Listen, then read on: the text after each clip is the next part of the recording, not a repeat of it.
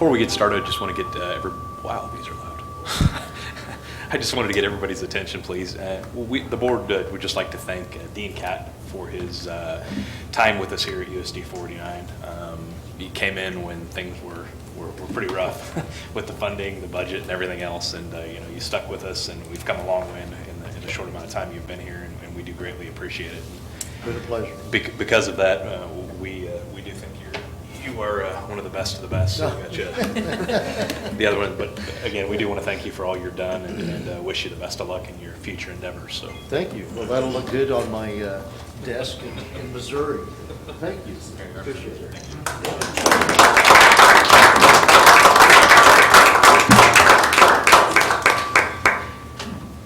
And then while I don't think he's able to join us tonight, at least I don't think Mark's going to be here, we also just wanted to mention and thank Mark for his many years of service with the district as well. And we also have a Best of the Best award for Mark as well, and we wish him the best of luck in his retirement. So I'll put that up here and we can get that to him as well. Thank you, Mark.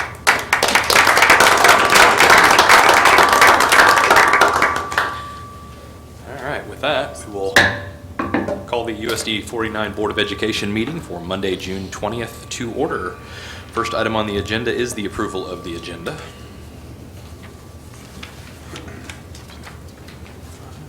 I move to approve the agenda. I second it. Okay, been moved and seconded. Any further discussion? Seeing none, I'll call for the vote. All those in favor, please say aye. Aye. Opposed? Motion passes 5-0.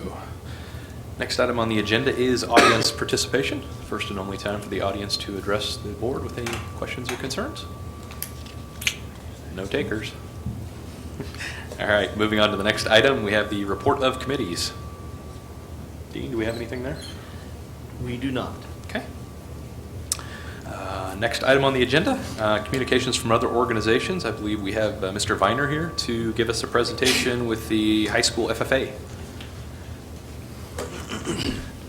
Good evening. My name is Kurt Viner. I'm the ag teacher at the high school along with the FFA advisor. I've had the pleasure this year of coaching 4 individuals, and we went to a national competition in Oklahoma City. I've had some very good teams, but this is probably the best, or one of the best I've had. We've had a couple of third place finishes in national competition, and this one bettered that one, and I'm going to let them tell you. Brianna Park is at a basketball camp, so she's not with us. But Katie Frost is with us, and Lane Fonestill, and Conrad Viner.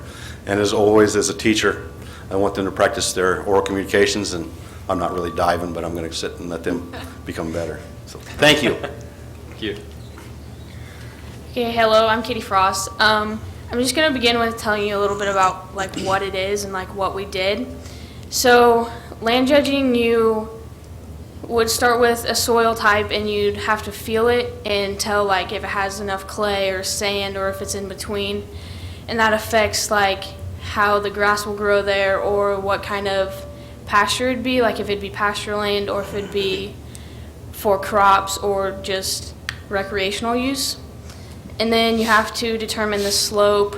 That's a little tricky. You have to use a bunch of different tricks to see how the water would run off and the erosion, and that affects what kind of land it would be. And then you have to put all these things together and tell what type of land you would think it would be. And it's kind of a guessing game, but you get good at it after you practice a little bit. So that's why we're here.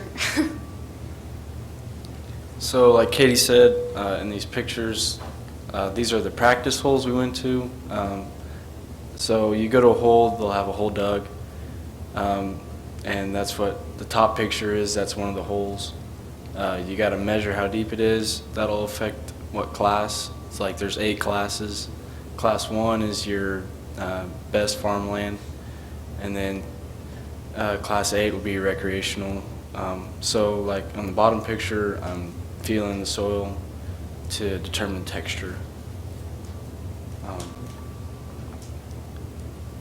And then that's just Conrad and Katie feeling the texture of the soil also. That's the day of the contest. How many people were there? Do you have a card? There were 92 teams, 92 teams, and there's 4 in a team, so, and then in the land contest there were 360, yeah. and home site 170. So land 360 and home site 170 people. And there's FFA and 4-H is at the same time, same place. And then that's at the awards banquet. That's after we got our award. So, hi, I'm Conrad Viner. I have the results. We ended up, we had in home site, we were second in the nation, and that was out of 45 teams. Lane took 5th individually, I took 7th, and then Katie took 37th, and Brianna Park took 112th, and that was all out of 178. Then in the land judging competition, Lane took 21st, I took 33rd, Brianna took 86th, and Katie took 102nd, and that was out of 360. The team took 11th out of 92 in the land judging competition. So, home site competition is you're doing the same thing at the same hole. So you'll have 2 pieces of paper. One, you fill out how well the farmland would be, and then the other paper is how well it'd fill out if you're going to build a house on it. So, is that it for pictures? There's more pictures. We also we went to the Oklahoma City bombing memorial site while we were in Oklahoma City. We also went to a go-kart track, and we stopped by my uncle's or great uncle's fruit farm on the way back, and he showed us around how he runs his operation, and that's us helping him unload some watermelons. And that's all we have. Thank you. Thank you very much, guys. Congratulations.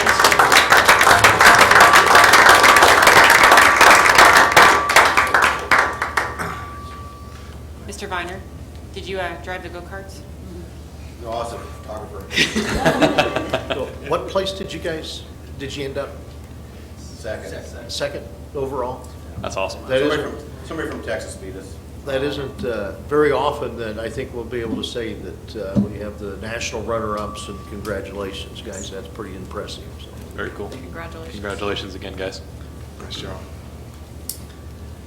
All right, next item on the agenda is school spotlights. Dean, anything from there? First of all, again, we'll talk about some other accomplishments that happened this spring, or this spring. It seems like summer already. But Hayes High golf team was state champs. We had two top 10 finishers, and that was Trey McCrae was 5th place, and Peyton Ruger was 9th. We had several students compete in state track. Shane Barron's 3rd in shot and discus both. Keith Dryden 2nd in the 400. Maddox Winter 4th in the 110-meter hurdles. Haley George was 6th place in high jump. Audra Schmeidler 6th place in shot. And Ethan Nunnery was 8th place in triple jump. Last time we had talked a little bit about the Lincoln Playground, the $100,000 that grant that was received, and the money that they'll be putting into it. They're going to be the envy of elementaries for a while with the new playground. But all those things will be taking place, and I know Elaine has been out talking about that and doing some things. And then I just wanted to give one more shout out to the bond volunteer committees and all the people that helped with that, all the hard work they did a phenomenal job, and my guess is that they'll be doing that again in the near future. It was obviously it was defeated by 505 votes, which you look at that and convincing about 230 people to vote the other way or get more yes votes, and I think in the future that it's a very good option, and it'll happen. Just going to take a little bit of time. And then the sales tax initiative was defeated by 354 votes. This is after canvassing, and I thought that was pretty interesting. I mean, that was close as well. So again, thank you, bond volunteers, and everything you did. We appreciate it, and phenomenal job. Next item, report of the superintendent. Okay. Bruce Rupp was designated as his athletic director at the middle school, and he was recognized by the National Interscholastic Athletic Administrators Association as being a certified athletic administrator. And got the notice from the Federation, national organization, and just wanted to congratulate him and pass that word on. I was at the USA conference and last week, and it was pretty interesting. I mean, we'll be anxiously awaiting for this week's legislative special session to start. The talk there was probably won't see schools close, but now you read more and there's more sentiment that, oh, we're going to go ahead and buck the system and fight this. I still don't believe that schools will close. Now, when we get to the consent agenda, one of the items on there, what we talked about last time, was approving those bills, $858,896.23. If they do happen to close, that would pay all of the insurances, so we don't get in trouble by not having coverage for not being able to send a check.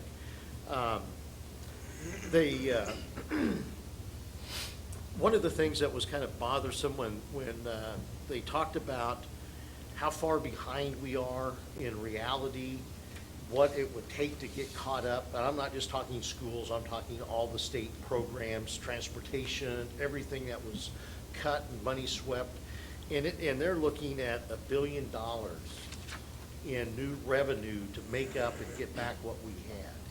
So needless to say, it's going to be a huge challenge in the next few years to try to come up with a plan to get some of those things back. Transportation, again, is robbed.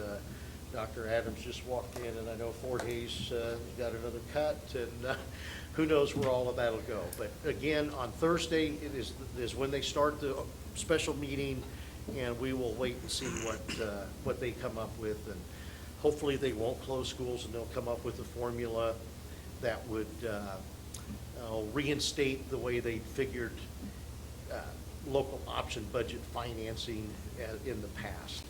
We would see more financing for property relief, but we would not see that hold harmless. I think it was $317,000 we talked about a few months ago. So that will more than likely happen. Just wanted to talk a little bit here about the USD 489 Foundation. Karina Beam wrote a grant, and we were awarded, and she's going to be helping this, and Scott's going to be working with her on what types of systems, but to do a security software system in every school that we had talked about earlier, so everyone will have that access here and hopefully over the summer, but they're working on that. So we greatly appreciate all the help we get from them. And that is what I have for a report. Perfect. Thanks, Steve. Other than thank all of you guys for everything you've done, and I appreciate it. Gonna miss it. Thank you. Next item on the agenda is the financial report. I don't believe Tracy is able to be with us, but Dean, do you have anything to go over in her absence? Well, she made some notes, and I know the bottom line on the budget, all funds are under budget through May, and will end with a positive balance or zero balances if required by law. Some funds you have to spend it down to zero. We have expended 71.62% of all budgets, which is 15% under what we figure. So very good shape going into finalizing the budget or finalizing the books. Marissa is here. Anything you want to add? It's been a very, very good year that way. Fuel prices stayed down for the most part. Utility bills, those things, and it makes a huge difference. Capital outlay, again, we had projected to have about $800,000 or 1.2 and carry over in capital outlay. In reality now, we didn't expend, which we know you always have to budget it just in case something happens, but we should have about $2 million carryover budget going into next year. So, again, that, good news that way. A few line items are over, and they will take care of all of those things. Some training with, I know Lincoln's new secretary, and we're not talking about small amounts. Lincoln hired a new secretary in to do the training. It went over a little bit. Transportation line purchase professional technical services over $300 due to payment of auto accident deductibles. We had a few wrecks and those things, but very, very good shape that way. Question. Yes.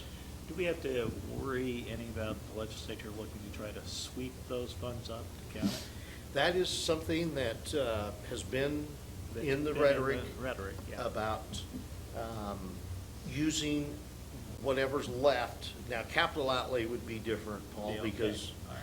but anything in general fund or the others, the carryover dollars would, that could be a concern. They're talking, I mean, we don't have enough that, remember we talked about We don't have. X percentage, 17%, I We're not believe even it was. close. We're not even close.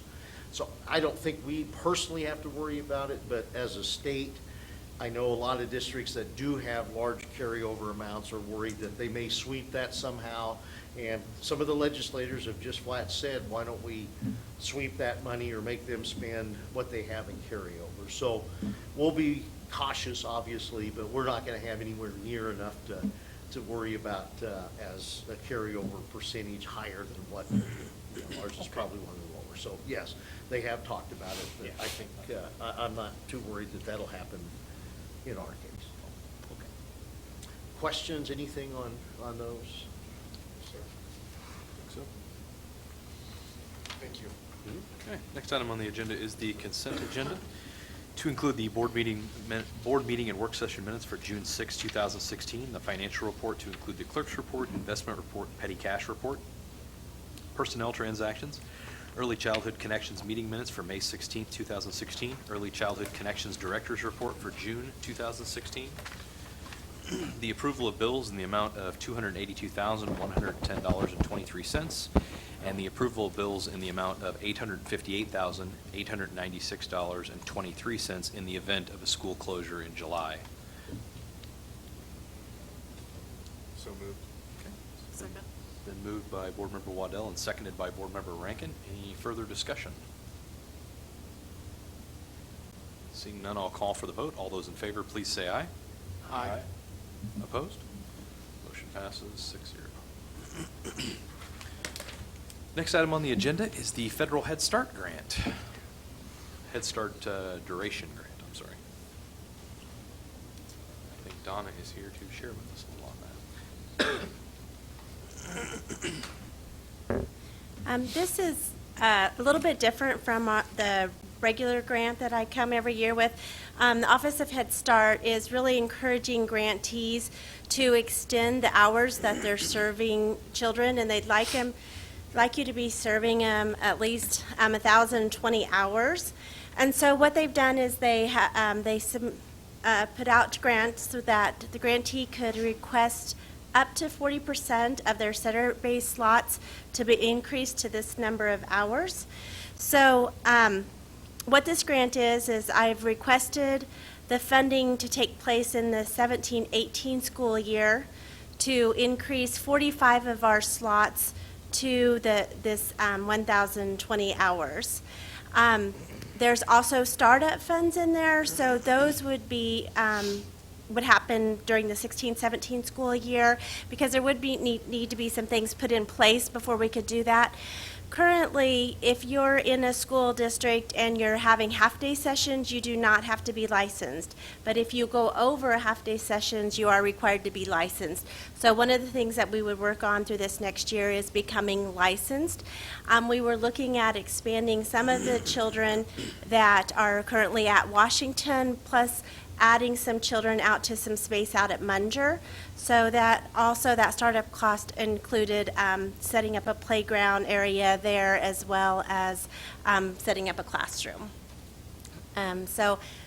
Once, if this grant's approved and added, then that additional amount will be added to our current base then every year to continue those services.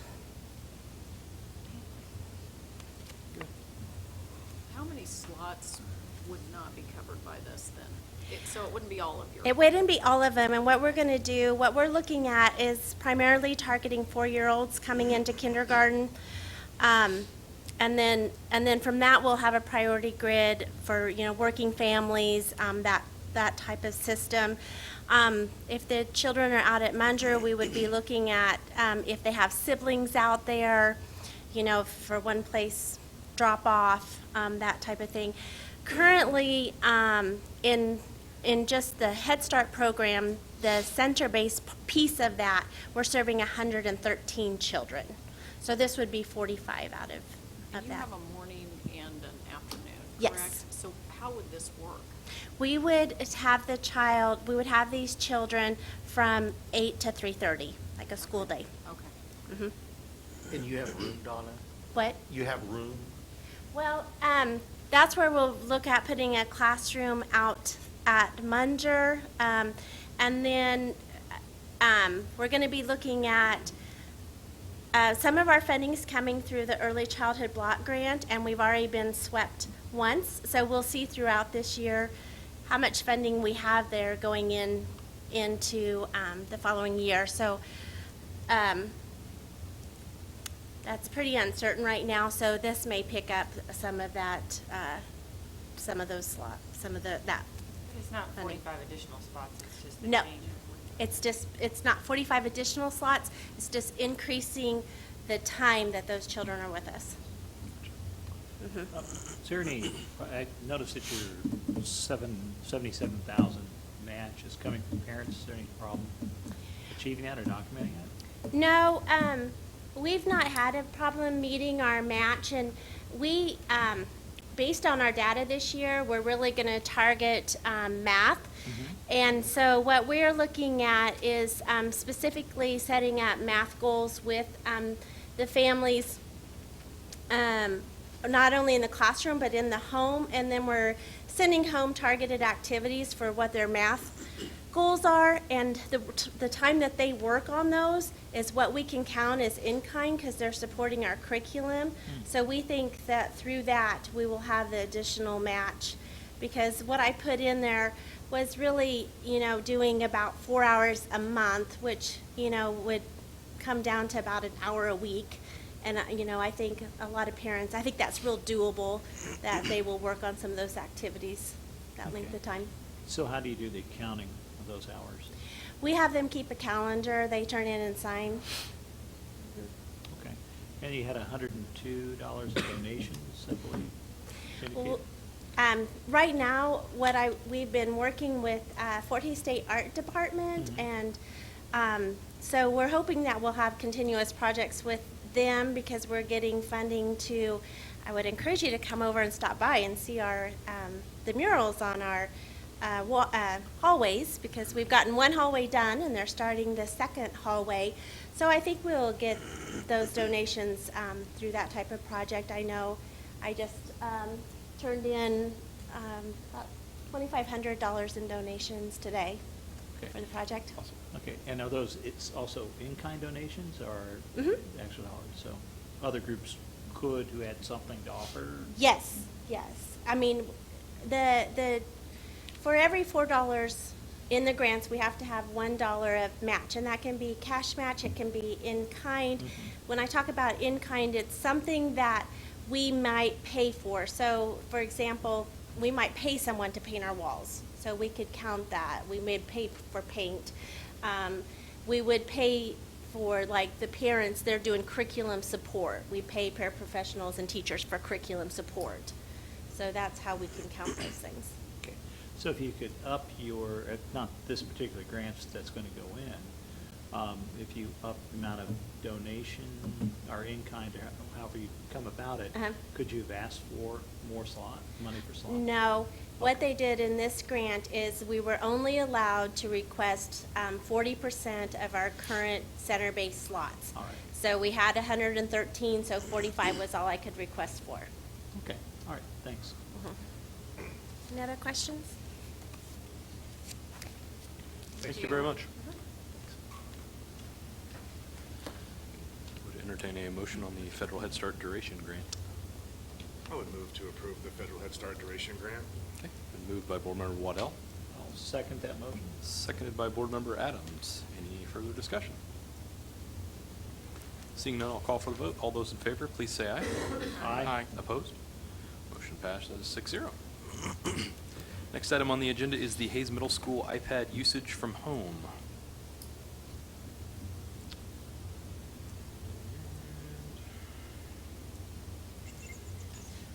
I believe that is just the recommendation from administration for the board to approve iPads be taken home by Hayes Middle School students for instructional purposes. So I guess we want to, You had requested some information. oh, do they have they? Okay. And there, and I think it's attached there from some of the other districts, Valley Center, Junction City, Goodland, Hutch, and Abilene, on, what type of device, whether they go home, what grades go home, and then some of the data. Scott, do you want to explain any of that, or do you have questions on that? I mean, If we want to, somebody want to go ahead and make a motion, and then we can yeah. open it up for I always discussion. jump in. I move to approve iPads to be taken home by Hayes Middle School students for instructional purposes. Okay, it's been moved by Board Member Rankin, Second. seconded by Board Member O'Borney. I will open it up for discussion. And the list here, Scott, these are the ones you said, these are the ones that take home the devices? Some of them I had contacted, I know Marie had contacted others, but as far as the ones I contacted, yes.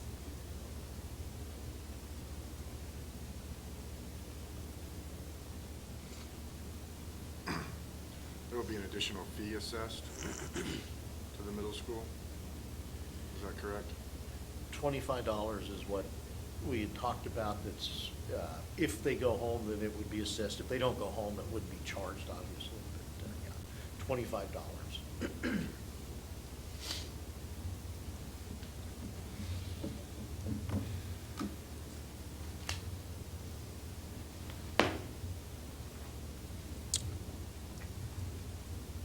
Scott, I noticed on a couple of them, they said one of their biggest things were charging cords and things like that. How is that basically handled if charging cords are damaged and things like that? Who's responsible for, because I mean, I know the Apple charging cords aren't the cheapest things on the planet, so who's responsible for the replacement of those? I mean, districts I talked to, there was no policy that will be covering it. Past experience with it, it was intentionally a cat or something shoot through the cord, and we put it on the parent or the student to replace it. But if they could just charge it, if the charger's not transported back and forth, that's where you see a lot of wear and tears. They're coming to school charged. Charger stays home. It's when you wrapped up, put it in the bag. I think anybody that's ever taken an Apple charging cord, that's the best. I think, we can treat it more case by case. Damages to the iPad in general.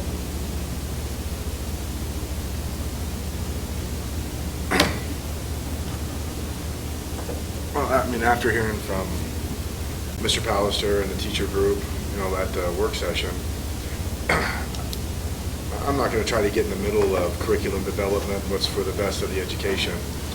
But I will reiterate that I do think it's moving somewhat fast.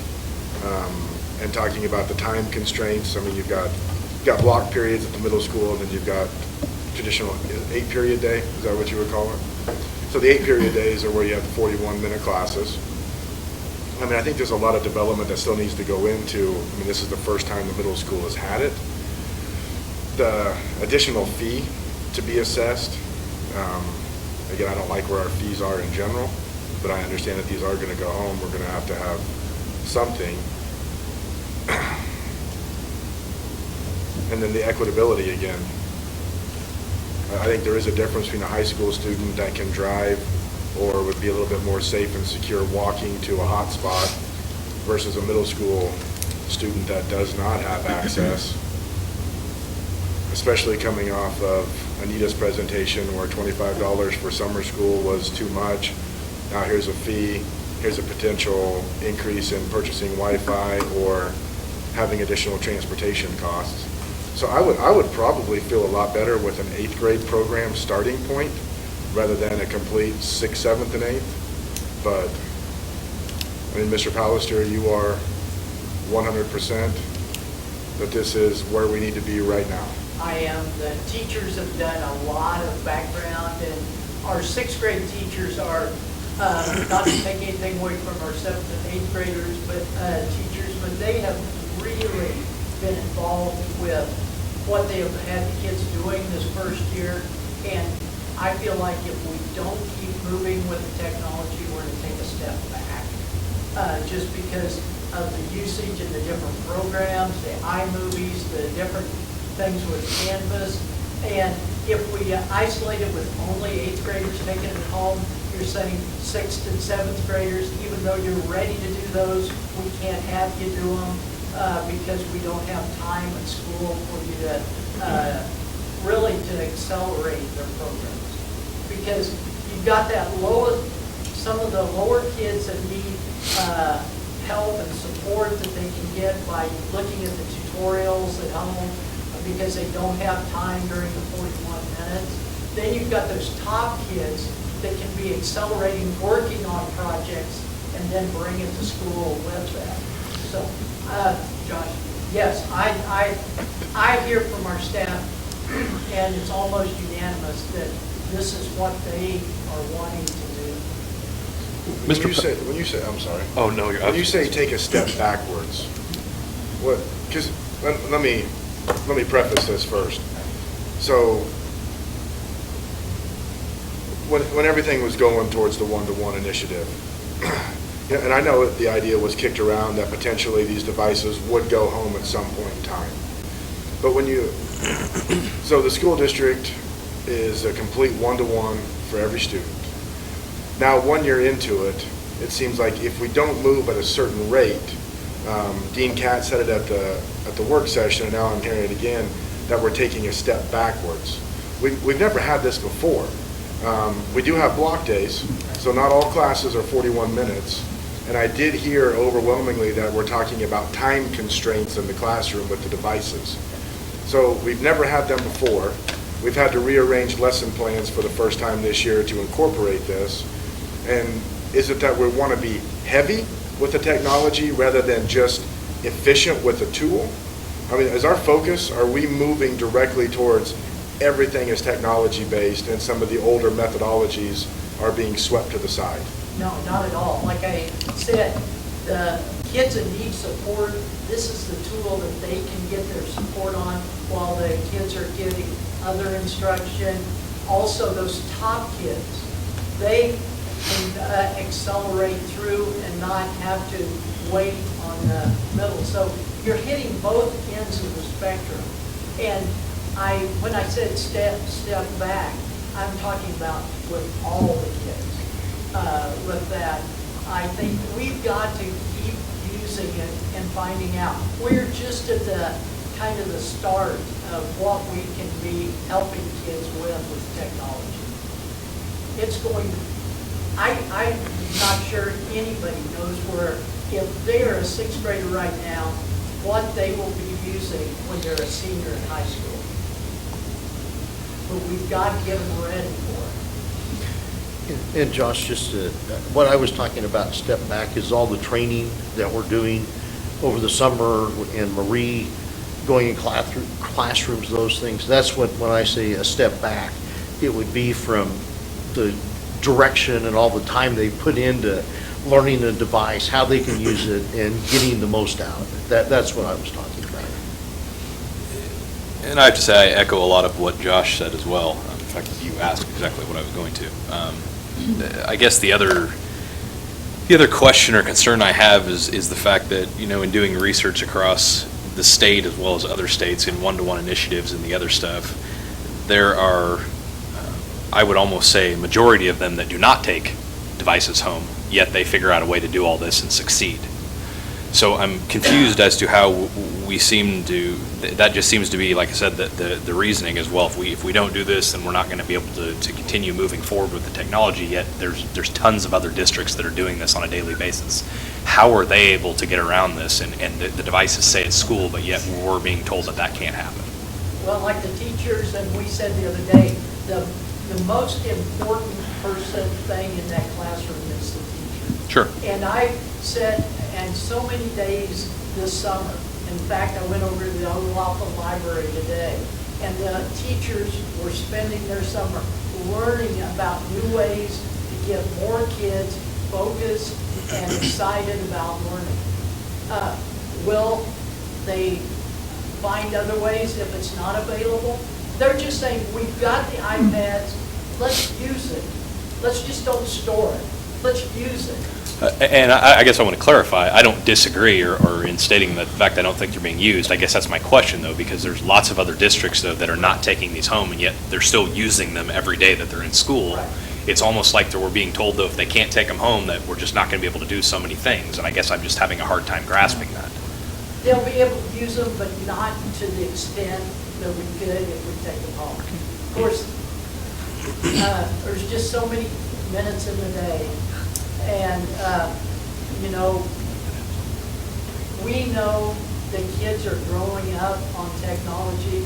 And one of our biggest things is getting kids to complete homework. And through the technology that they have grown up with, this is a different focus for our kids.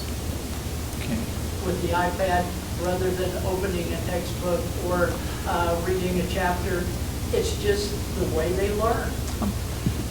I want to ask a question here, or actually, more of a question, and maybe even more of a directive, is that there's a lot of things here saying it's going to result in better homework, better grades, better communication. I haven't seen your metrics. What are your measures that you're going to be able to come back here in 6 months and show us that this was the right decision? Because I think Lance's question is very well founded, is that a lot of districts do or don't. But I'd like to see the metrics. What you've indicated some things you want to happen. What are the measurables, the deliverables that you can show to us that this was the right choice? And we're to come back and we've talked about the star reading and star Right, but I'm not talking about anecdotal pieces. I'm talking about true measurable objectives. That's what I said, the star reading. So we'll see an increase of? That's what we're trying to look at, and look at the different apps and different programs, just like the teachers were sitting in today, spending hours looking at the different programs that would help kids. But I'm still not hearing a smart objective. You know, what is it that we'll see as an outcome of this? I mean, we're saying we're going to see more homework, so what do we have as a baseline data to compare that to? I mean, I support this, I believe it, but just as last year when we started putting in the technology, the question was, what evidence are you going to bring back that it makes a difference? And I'm asking you to identify some of that. And maybe not tonight, but I want to see that so that we know that this was the right decision if we decide to go to lower grades or do more, or if we have to back off on it. We need data, we need hard data to make those decisions. Okay. And I have one more question. No, go ahead. The other piece I have is I know we have a lot of free hotspots in Hayes, and we're probably in a community that kids can walk around and not get stolen off the streets. I still believe we're a safe enough town to do that. But the Eagle Communications option she had is $9.95 a month, $25 installation fee. I do worry that may be a burden for some of the low SES. Is there some consideration of how the foundation or may become involved for those folks that can't afford to do this?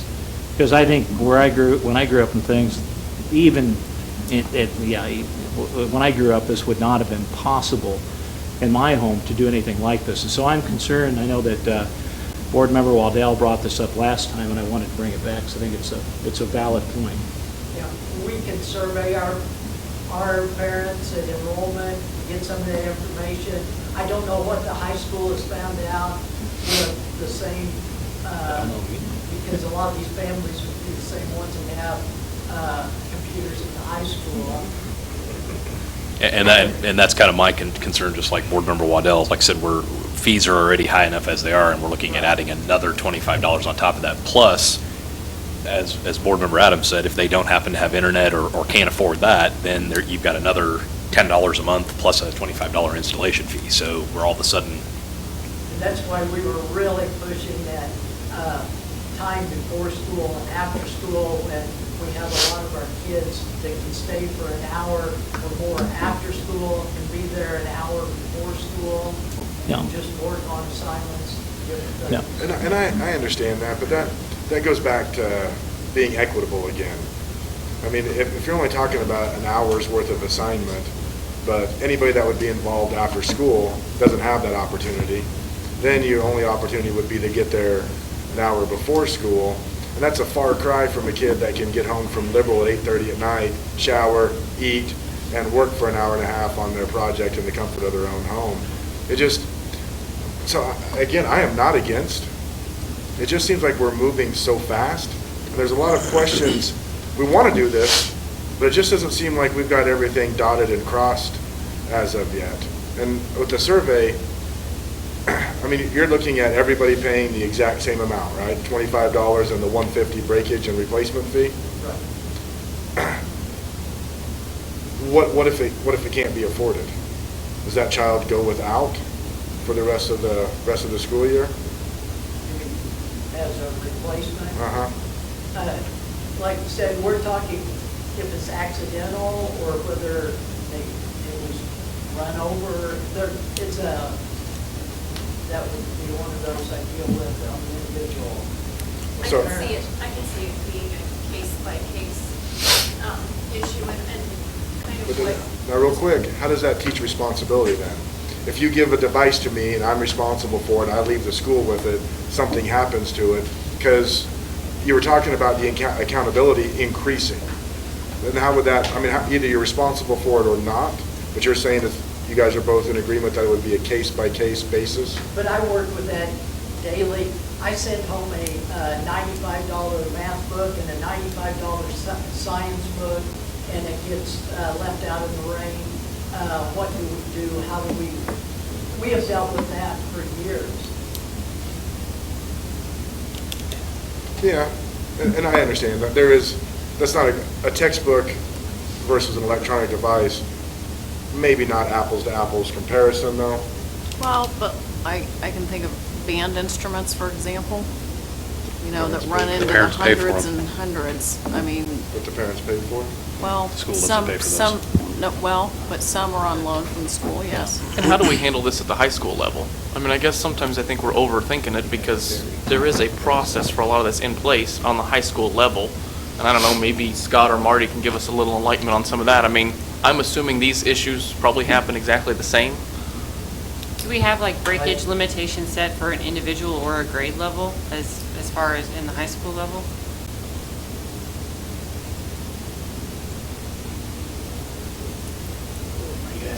Yeah, sure. Yeah. Anyone. Did you hear what? I think there are a hear lot what you of, said. you set a framework and understand that you gotta try to work with kids and families that are in different situations economically, and behaviorally, and emotionally, and cognitively. But generally, you set a framework and you're very, very strict with it, but also within that consistency and strictness, if you will, you know that some kids can't pay the $50. And you let them pay $5 a month if that's what they need to pay. And we do that, and folks take pride in being able to usually pay their bills.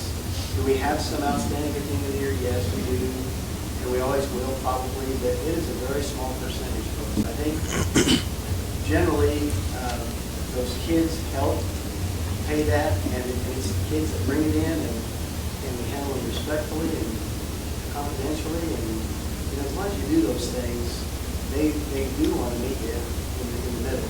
With regard to, Josh brought up a good point as far as travel. Really, we have started hotspotting our buses, and I think that's a good thing.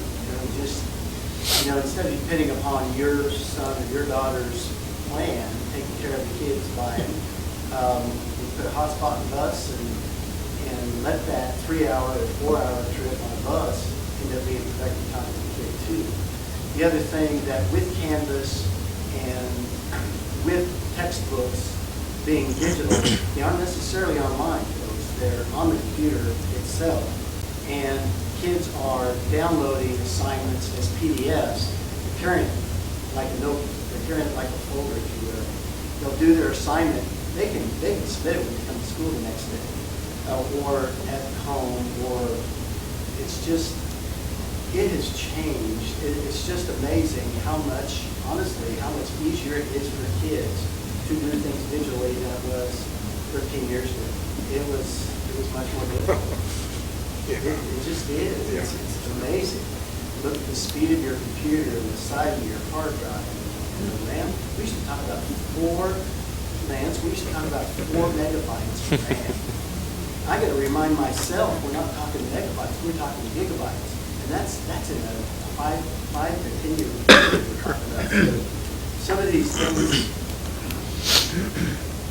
you live and learn, and we've learned by many, many mistakes, but we've got a lot of it right too, and we've adjusted as we've gone. One of the best things we did this year was every kid checks in their computer. We're going to look at each one 4 times a year. I think there's value. The teacher's teaching and they're assuming that the kid's computer is operating well, but we need to see that. We have our tech guys look at them, we have our teachers look at them, we go through a checklist. I would always recommend that for your own kids. That's what it is. I don't know. There are some solutions to some of your wonders, the good wonders, but as soon as we think we've seen it all, we've had teachers run over their computers. The first computer that was run over in our 13 years was a teacher. No malice, just happened. Thank you for your question. Well, and you had a good point about the equity. I really think there was a lot of offline apps. I'm not sure we're talking, I don't know, Shauna, when your group met, was there any percentage of how much kids are asked to do online versus just using the tool itself? In-app, I don't have offline? percentages, but Okay. I know a lot of our teachers have been using programs that they can, like Marty said, download as Sure. a PDF and they use it offline. Right. I think we see more and more of that.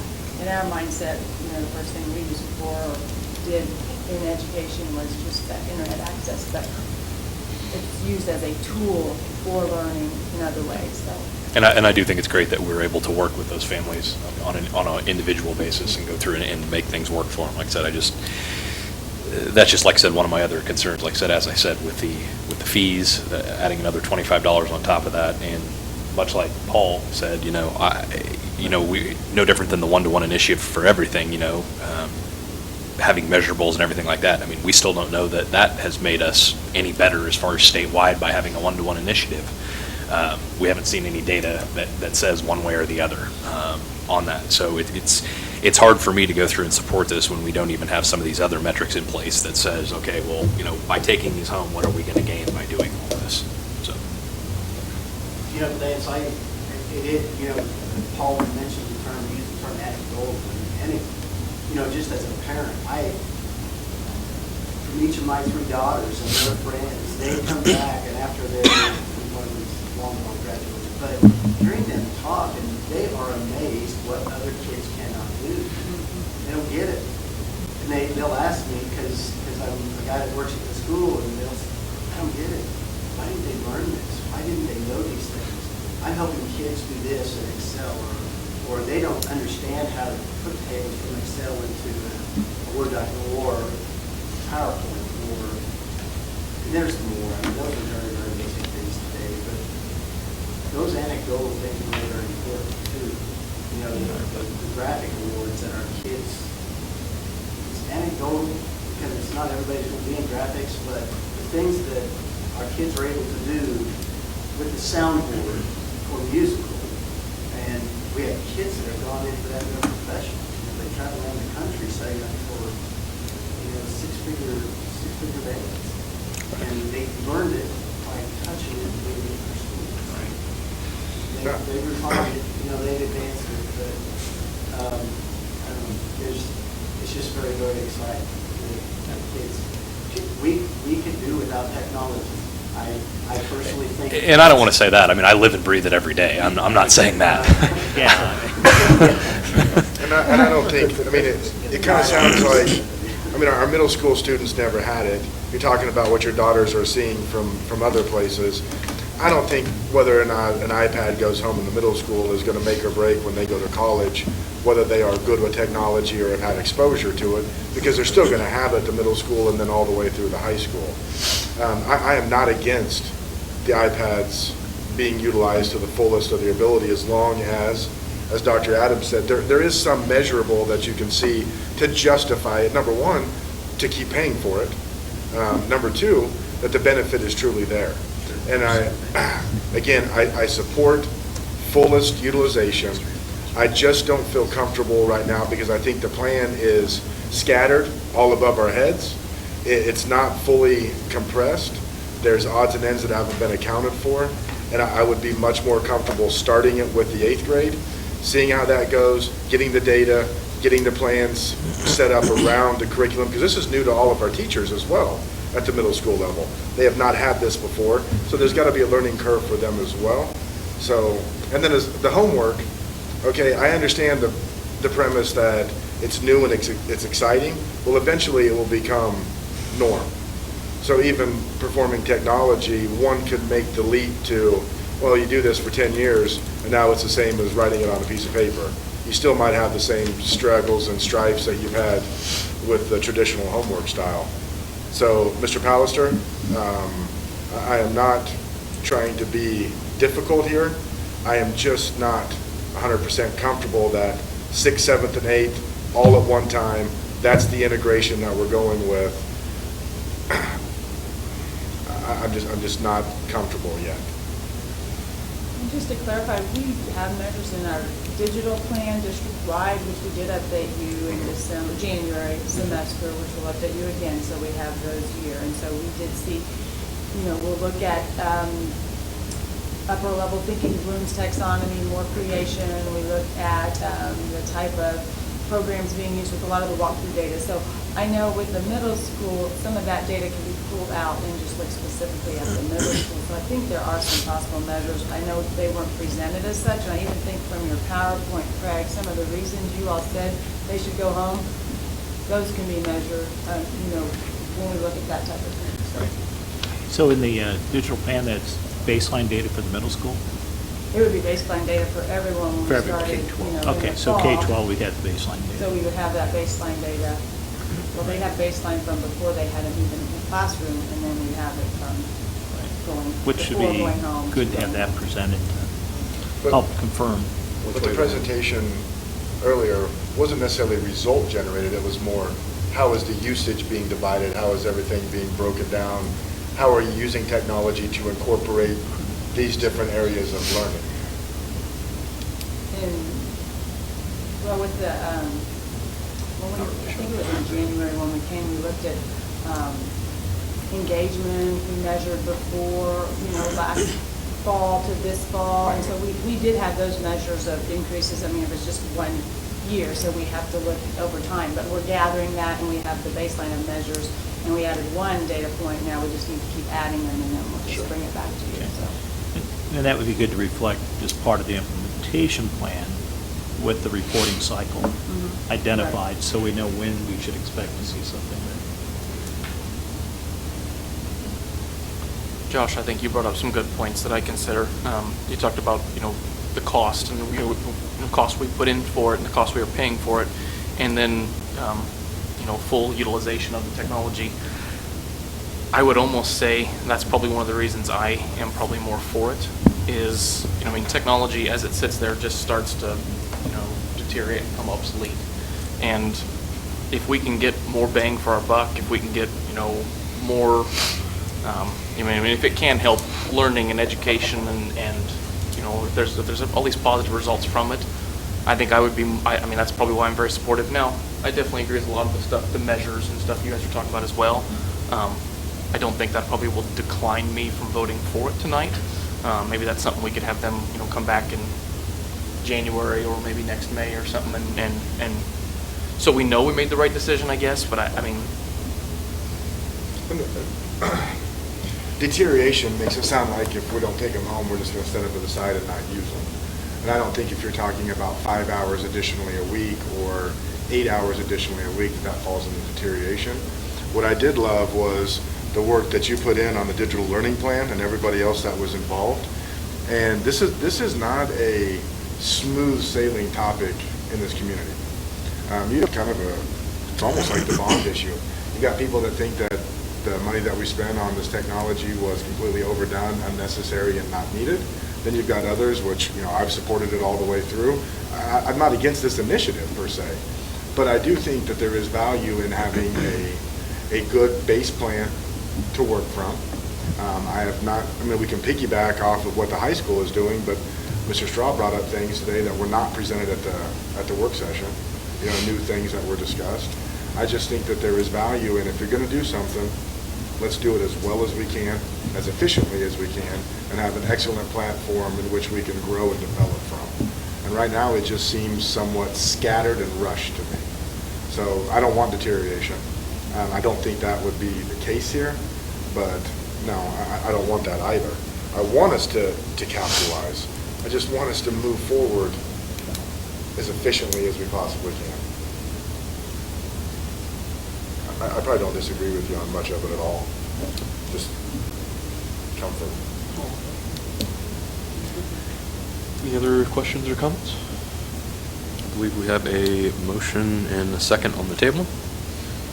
We'll go ahead and call for the vote. All those in favor, please say aye. Aye. Opposed? Nay. Okay. Motion passes. Let's see, what do we have here? 4-2.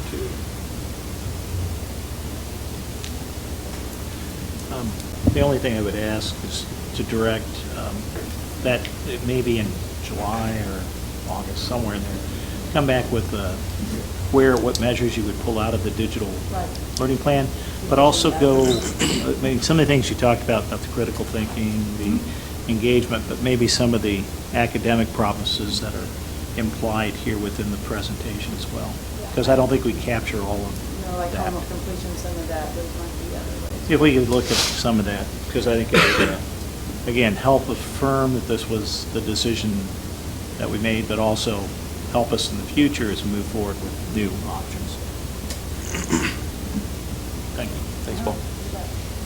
Okay, next item on the agenda is the K-8 teacher devices.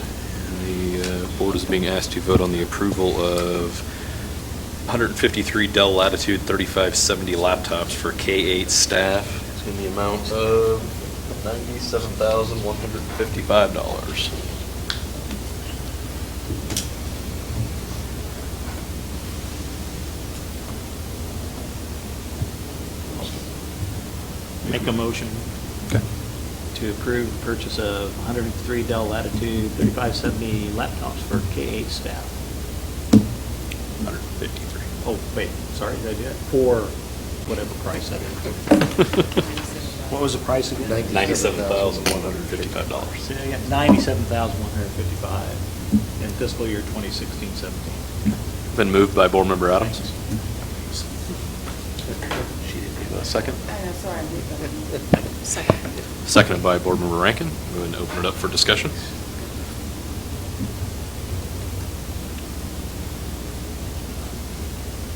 I think there was a lot of discussion at the work session, and I know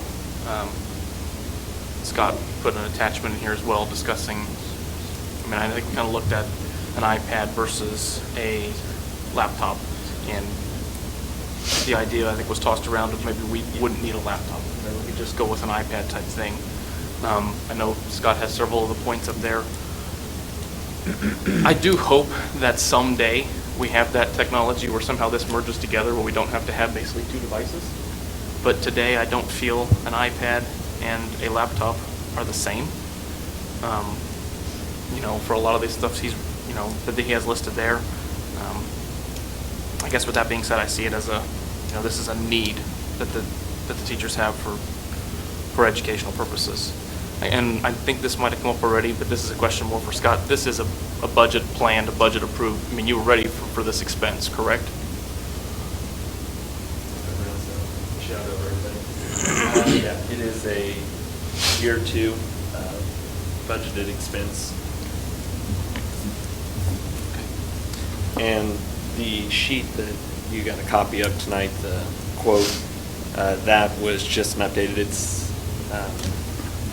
what it's different from the one attached is the part number and the description. I know that was asked for at the work session. Make sure that was written in there, exactly what device we were getting. This is capital outlay funding? Is this the line then you're talking about, Scott? Like Yeah, the IT equipment and upgrades. Yep. It's capital outlay. It's capital outlay.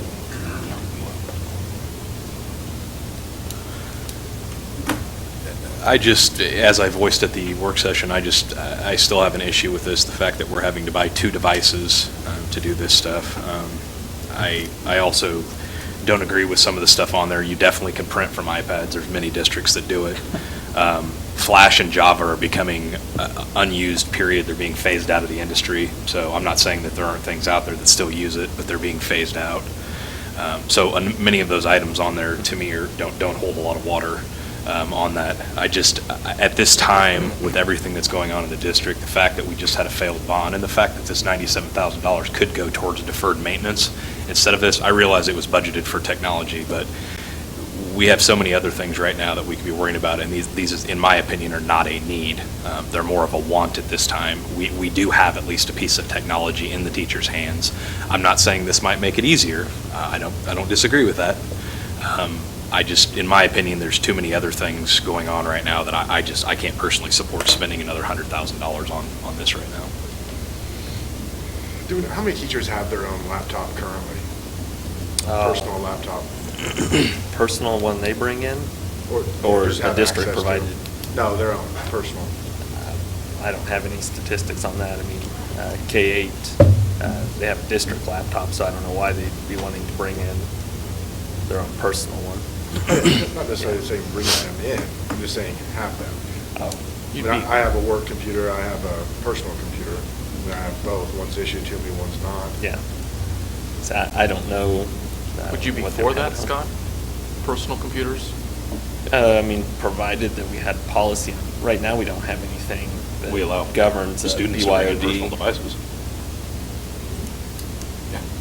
So, to do a BYOD, policy in place, antivirus, certain requirements to meet in that sense, but. Have we looked at on the iPads? I know one of the other options that you see a lot of places do is where they're running either a VMware or Citrix infrastructure to where you can run a full desktop off of the iPad. I know the hospital does this locally. Several other ones to where you can go through and run Windows right off of there to where they're in there. Have we looked at seeing cost difference there versus spending, $97,000 on doing this? Something that would grow with us? I have not. I guess I haven't really run across or heard of any people doing that, but you said the hospital does here in town. And it's an option to look at. I would agree with Lance that some of the problems that we have listed here, just because we buy another device doesn't necessarily rectify some of those situations. They're going to have to, either whether it's their existing device or their new device, if you can't print from the iPad, which I agree you can in a lot of cases, that doesn't resolve the problem if we just buy them an alternative device for it, I guess. From what I've heard from the teachers, they love their iPads, and they've been able to incorporate them in and use them. However, when it comes to just, I think, classroom management type activities, that they felt they needed a more robust machine than an iPad to do some of that activity.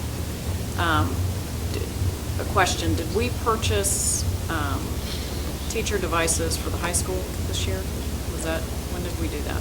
They Surface. Yeah, they've got the So they all got new Surface Pro devices. 3. Yeah. And the age of the current devices that our teachers are using?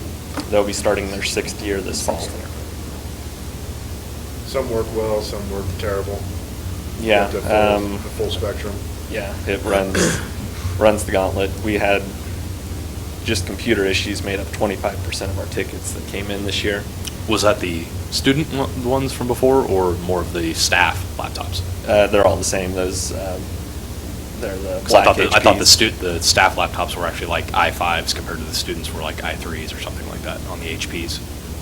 Not that I've been told. Not that I've seen. They're all, Oh, okay. all I spec thought the same. they actually had one that was a higher end. And so right now, if we have one that goes out, we're basically taking the hard drive out of that chassis, dropping in another, back out the door it goes, but it's no guarantee, what issues may be with that machine. So we've had a few teachers that have gone through 2 or 3 machines this year. This was a discussion that we had prior to the one-to-one initiative, was taking the laptops away from the K through 8 and going with the iPad device. Because at that time, the discussion was not, hey, the following year, we're going to buy a whole bunch of new devices for the K through 8 teachers. I know this does predate you, but that is not the way that I remember the discussion going. And this was brought up. Hey, there's going to be some things that the iPad is not real conducive for your work environment. And the consensus was that they would do everything we'll get they by. They will work. So I don't disagree that, forgive me here, this is not my area of knowledge or expertise is all of the different features and programs and all that stuff and how they all work together on different devices. But I guess the question to me is, while I understand that there's probably some definite pains with trying to do the workload that teachers have to, get it all ready on an iPad, is it the district responsibility and taxpayer dollars that need to go to 2 devices? Or if we move forward, everything works well with the one-to-one initiative, and we go to reinvest back into technology because we're doing it very well, then are the teachers good enough with the iPads that we could go with an alternate device for them? They've got everything down, they know how to utilize them, the students have them. Is that an option either? Can we get through with what we have? Or, are you absolutely saying that all of the laptops that we currently own in this district cannot be used any longer, and there's not enough to cover the teachers that we have? Is that a firm statement? No, we still have HPs that we can basically continue doing what we are, drop the hard drive into another chassis and go. I think we're down, I'm going to say probably in the neighborhood of 300-400 of the original 800 machines left. Okay. Do we know what the difference between the machines that would be cost effective to, whatever, he said something about dropping a hard drive into a chassis. Well, so right do you know now. the difference in that? Well, right now they have an HP, and we have an HP sitting on the shelf. So we just take the hard drive out of theirs, put it in this one, back out the door it goes. It's just a swap, straight swap. It's no different technology-wise for them. So could some of them still work and maintain? Yeah, we still have Then stock in there. Then do we know what the difference would be with what we could put in the teacher's hands that would be good tools to use, reliable, they can use them daily for whatever they need based on the list here, versus what we don't have enough for that we might have to supplement with new devices? Do we know what the difference would be? So you're talking if we brought all of those off the shelf and put those out, any teachers that would get left out that we'd have to get a new device for? So you're saying there's 300 to 400 that are still available, ballpark? Yeah, ballpark. And how many K through 8 teachers do we have? That 150 some? Yeah. Okay. So. What about the opportunity cost of repairing them? How much time are we talking about, staff time that's taken away from other maintenance issues? Right now, if it's internal hardware issue, we basically just pop the hard drive and do a straight swap over. We don't waste time in trying to diagnose too much farther down the line because we're not buying repair parts. We were an authorized HP repair shop, but that contract or agreement was done last year, so we don't have the access to the parts like we did before. So what's your expected, how much do you expect the failure rate to increase based on the fact that you said we're kind of at the end of the lifetime of these? 300 or so means each teacher would dedicate 2 to you or something, 300 to 400, but. I could see, maybe another year if we. But we don't. I mean, it's hard telling. I mean, we've put one out and it runs for 3 months. We put one out and it's back in our office in 2 weeks. So conservatively, maybe a year is what we're thinking. But I also wonder about your staff time. We're spending our time repairing. Are we not taking care of the instructional devices of the iPads or the Surface Pros that are the Surfaces out at the high school? I mean, they're still getting serviced. The Surface Pros, there's little, if any, service-wise that we can do there. Those are getting, I mean, for a broken charging port, broken screen, discolored screen, anything like that, we basically have to put it back in a box and ship it to Microsoft. So, the iPads, there again, broken iPads, we're not, doing any in-house repairs. As far as broken screens, we'll ship those out as well. When we discussed the tech plan, and I'm looking at the tech plan budget, there wasn't a specific number, but there are asterisks that, and I remember discussing that we would need to discuss teacher device needs. At the And high school. those at the high school were, well, no, it doesn't specifically say. I mean, I know we talked about all of them, and I don't remember, and now we've addressed the high school, but I don't remember ever saying that the iPads were meant to be the teacher device for K through 8. Now, I don't see a specific note, but I mean, we knew the age of the teacher devices across the board. So I don't think we've ever had a discussion about the teacher device for K through 8. Maybe there was an assumption that the iPad would be it, but I don't remember discussing that. Oh, yeah. I do on many occasions. As the teacher device? I remember Greg specifically asking that question. I'm not against them having the tools that they need to do their job. I don't want to sound like I'm coming off that way. We've got a deferred maintenance issue that we cannot get caught up on. Our bond just failed. A lot of the information coming back is lack of a deferred maintenance program and putting certain things above and beyond the needs of our buildings that have got us to the point that we're at. Right now, I don't know that this is a good move.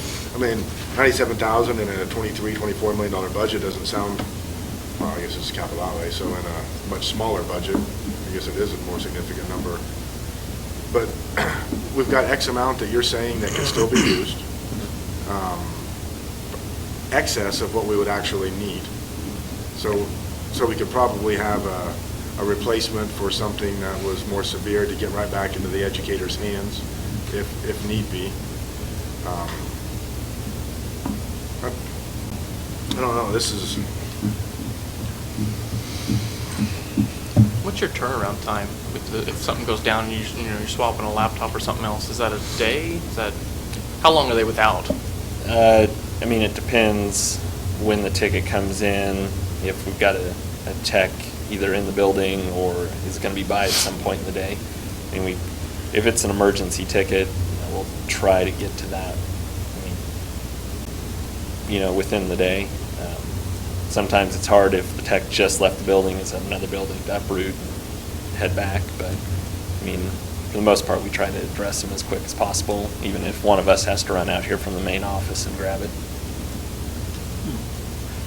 Are the teachers using these older laptops pretty regularly?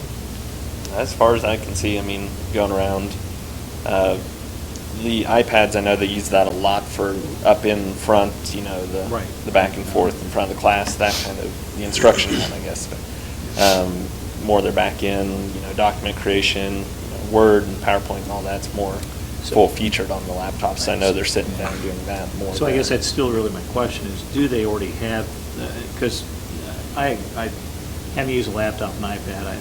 One's an iPad, my tablet, one's a laptop. I know, to me, they're very different feel and they help me with different functions. But if we have functional tools and the teachers are using them, and maybe that's a question for the elementary and principals and the middle school people, do we have a tool that they're able to use and achieve what they want? I'm not sure if a new one at this time does anything. If we have 300 to 400 sitting around gathering dust, I'd like to use up what we have prior to investing. I'm not opposed, as long as we have a tool to do the job. Is there anybody can give any feedback on that? Is it functional the way it currently, I mean, it'd be nice to get a new one, but do we have a functional device, since the iPad is the primary delivery mode, for instruction, instruction preparation, is it fine? Do we know? What they have now is working, it's working. I mean, Okay, it's so just that's my when we have question, so- tickets and when it hasn't been maintained. But I know a lot of the trainings, I asked them, a lot of the trainings that she's offered, teachers bring their laptops. It is the workhorse functionality, Canvas, a mobile desktop versus the actual desktop. The big part of that is I know Canvas. Now, if it's an app training, then they'll probably bring their iPad. So But- both are being used, but Yeah. they have now functions as long as it works. I would Okay, say. and that's really getting to the question. I mean, Okay, I have no that's what problem. you're with- asking. I have no problem with dual devices, because I think there is a preparation work. But if we have something that's working well enough at this point, could we apply this $100,000 towards knocking off part of what we have to lower another run at the bond issue? Can we buy in a year's time, defer this purchase for 1 year, see if we still have 400 left, 300, or 2, and if it goes down, it goes down. That's really where I'm asking. So if people are using the laptops and we have something that's working, do we need the newest device at this stage?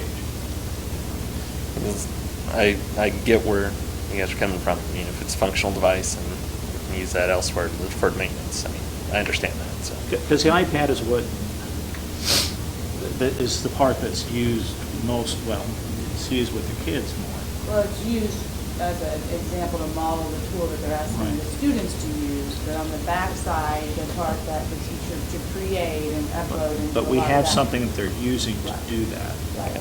I mean, Scott can answer more about And the that's what I'm trying IT, to- their functionality, but it's not like what we're purchasing in the laptop has an added feature that we don't have now, correct?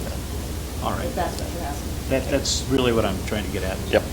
The So- second thing, I know we can't remember the discussion exactly, Sarah, you may have brought something up. I think how that your budget is tells me though that we were planning, we did need to address teacher devices K is what my memory tells me. And if we look at just the capital outlay budget, you see it drops off a lot after this year, correct?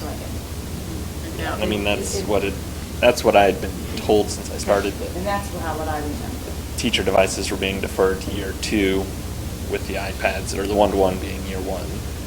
So, I mean, that's just going off what I was told when I started. And I don't know. disagree that we've got to address this issue. Right. Yeah. It's just, can we get maximum out of our already spent investment?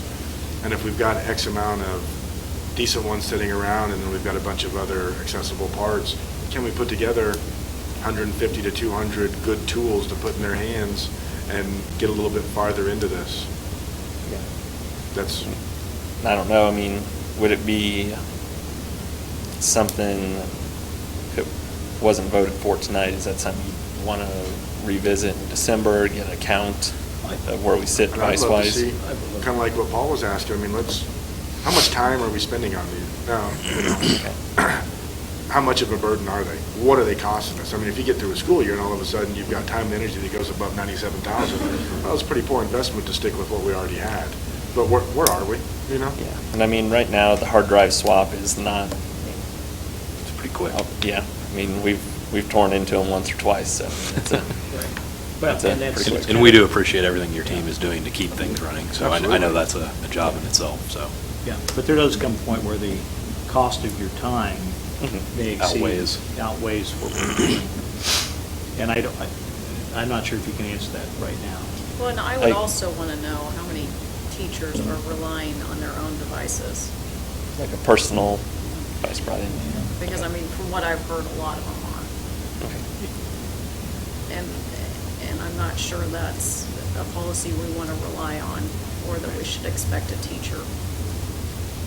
No, I mean, I think if you're going to go the BYOD route, it needs, I wouldn't say it needs to be all or none, but I definitely think it would be wise of us to have policies governing it.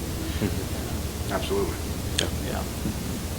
And I think Sarah's got a point, is that it's not a condition of employment that you have a laptop. We provide that laptop as part of your employment package, I think. Though you may choose to use your own, that's not. No, I know, but from what I've heard, Yeah, well. because we can't provide a reliable one, they've been using their own. And that very well could be the case. My clarification of confusion is just I don't know, and maybe you still haven't decided, do you feel like the laptop is something, I mean, the teachers will say that they need the laptop. The iPad's a tool just like any other tool they may have to use, but the laptop for functionality at this point. Now, maybe there are some things, Lance, you mentioned, to create a desktop, to be able to do some of the things, a mobile environment doesn't allow in some of our programs. If there's something out there, maybe we need to look at that. But I think what I would say, and maybe what I've heard teachers say is there are things that they need a laptop for. And so we kind of went a full circle. First we were like, well, do they even need a laptop? Now we're kind of like, well, can we get by another year? Just so we kind of have some direction and know what we need. I don't want to disagree. I'm not saying that I don't feel that they need a laptop. I'm just, I guess where I'm saying the needs and wants is right now, because we have devices that are working. Okay. That's where I say it's more of a want than a need right now, just because of everything else going on, the amount of money. I think we could use that money elsewhere right now. I don't disagree with what Paul said, because it's no different than a Surface RT versus an iPad versus a laptop. They're all three different devices and can all do different things, and each one does certain things better than the other. Can you find workarounds and stuff on all of them, be able to do? Most of them, you can probably do 97% of everything you can do on one or the other. Might take a little creativity sometimes, but it can be done. But yeah, and I guess to clarify that, like I said, I don't disagree that those are needed. I just, at this time, I just have a hard time with the $100,000 right now. It's absolutely nothing against that it's needed. And I understand that the laptops, have seen better days, and you guys are doing a good job of keeping them up and running. And again, we do appreciate that. It's just, right now, it's just hard to justify the $100,000 right now. I want them to have the tools for their job. Yeah. If we have it and we can make it work and we can buy some time and potentially some savings, and then maybe look at when our lease is up here, how we're going to handle that. I would like to go there, but I'm not, my grandma washed tinfoil. We used all of her tinfoil. I mean, if you threw away a little square this size, she just got irate with you. I don't want to go to that position either. Yeah. I just want to maximize what we have, do the best with what we already have in district, if possible. And if you think we can do that, if you think we've got enough that we can get quality products in their hand for the next school year and maintain and let them do their job, then I would like to go that route. I would.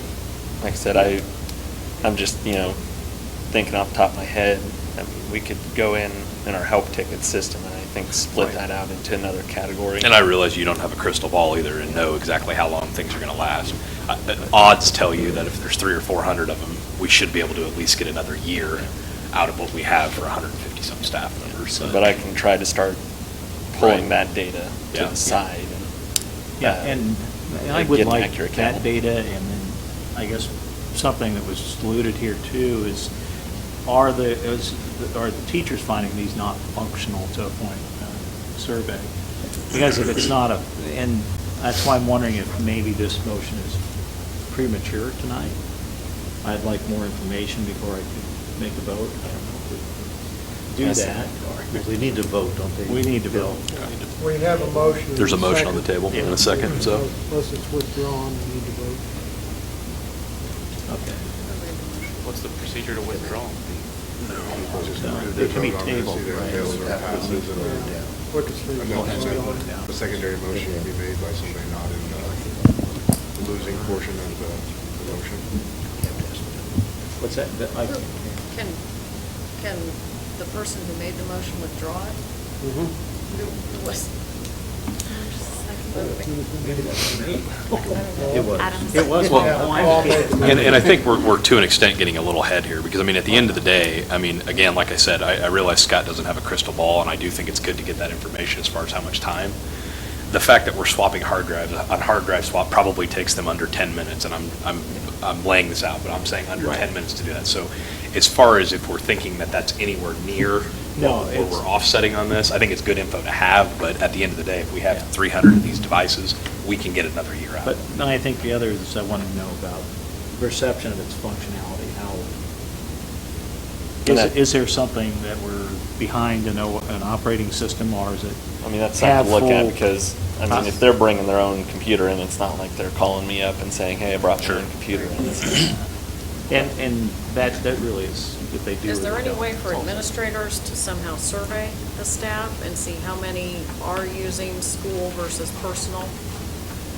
I mean, yeah, we could put a survey together and send it out. I don't think there's. Yeah. All right. I will say, if we're deciding to hold off on this, I would be very scared to spend this money at all within the next year. Because what if we're in December or next February and, okay, we ran through all these. Now we need to do this. We don't have the money. I just don't, I don't want to be in that, I don't want to be in that spot at all. So. But I don't want this money to sit here either. So I guess I would say that if. 'Cause we have other things we could do with it. If we feel that it should be going towards something else, then it get moved out of this line item and moved to where it should be in capital outlay. I mean, let's not sit on 122,000 for the year. Well, you don't want to spend everything out of capital outlay. It's just that carryover, and then if you have a bigger project, then you can fund it. The middle school HVAC system, as an example, I mean, I wouldn't go out and say, oh, we're going to spend this $97,000 now. Yeah. It can be in there and earmarked if you want it, but again, I wouldn't recommend going out and spending it right now on something else that we don't have identified. The deferred maintenance, what we're talking about a lot of times with the deferred maintenance, our system, like the middle school system, 3 million, 2 million, $1 million. We have a compressor out now at Wilson that'll be somewhere under $1,000 to replace the HVAC system. Working on that stuff now. Those are the types of things. But really, the deferred maintenance, when we use that term, it's those bigger systems that are just outdated and wearing out. So, yeah. But there's plenty. I mean, there's things. Don't get me wrong. But it's there when it's identified what it needs to be. Like moving forward with the lighting, and things that are going to have a return back to us and save money in the long. I mean, we've got to work on I know this is your last board meeting, so you're going to be exempt from the future conversations here. But we're going to have to say whatever you want. We're going to have to get. I'll just shake my head. Yeah, that sounds good. Get somewhat aggressive, with our maintenance program. And I mean, Rusty laid out those numbers for us. Oh, I know. I mean, we're looking at 60 years on some things at the normal pace. So we might have to get fairly creative and aggressive. I don't know. I just like the idea of making the most with what we have if possible. If it's not possible, it's not possible. If we can do it, then I say we do it. Agreed. I love your ability to say, hey, you know what, maybe we can move forward with this, and you're going to check into it, you're going to get back with some numbers, and I appreciate that, Scott. And buy a crystal ball. As long as it's not $97,000. Yeah. Check the budget. Okay, so we do have a motion and a second on the table for this. Any further discussion? Seeing none, I will call for the vote. All those in favor of approving the purchase of the K-8 teacher devices, please say aye. Aye. Aye. Opposed? Nay. Nay. Okay. Can I get a quick show of hands for ayes? 2? Okay, so motion fails 2 to 4. When do you want to have this discussion again for Sarah to put in her notes? I guess the information that you asked for, I have a few notes here, like survey of the staff on, who's bringing their own that stuff. Do you want that in July? Or, I don't know if they can get that, probably can't get it back. I think that's kind of Yeah, I would assume we need to probably. But just so Sarah has it down for a future board meeting that they gather the information and get it back. I'd rather hear from Scott to say that, hey, unless you're comfortable now saying that we've got everything that we need to put a quality device in the educator's hand. If you're comfortable saying that now, then. We can keep the HPs going. I almost think we need to wait till December to give us Yeah, some because measurable, we're ticket back in data, school and they're back that's going to be the hard one to turn Well, around. let's- But survey. But as of right now, you think you've got them to where you guys can at least keep them going and keep them in their hands? Okay. And if we're going to do a survey, I guess I'm also, if we're finding the HPs in some way are so clunky that they're not usable anymore. I mean, that's, if the user interface is falling so far behind, and some people just like to use their own laptops, like, I got a Mac. I don't What are we use running on those, Scott? The 7 or 10? 7 right now. We actually just got our first Windows 10 image set up So- this last week. So they'll be running the same software as the new one? So I guess it may even be a monthly report. I mean, December, I if guess we as start he seeing gets some information. Yeah, say ticket data, that would be probably the hard one. I would say the best bet is going to be for you, I mean, if you think probably towards, once the year started, you can generate some ticket data and things like that, and that might be, like Luke said, maybe looking at coming back in December or something, if you have some better data then, and if not, we need to wait a little bit longer. Yeah, I think the survey, I would think that, the start of the year, we could get that out. Staff, I don't know what, how much they're looking at email or anything right now. Sure. As the closer the year gets started, I think we could send that survey out and at least get that info back. Great. Yeah, and just be sure you understand, the consensus board is that we understand we will have to replace those at some point. But let's be sure it's the right time after we've expended 400 computers. Oh, yeah. Yeah, that's a lot sitting on a shelf that bothers me.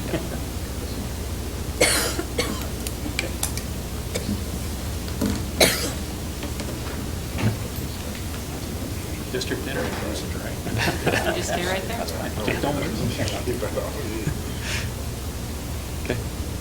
Anybody have any other discussion on that, moving on? Okay.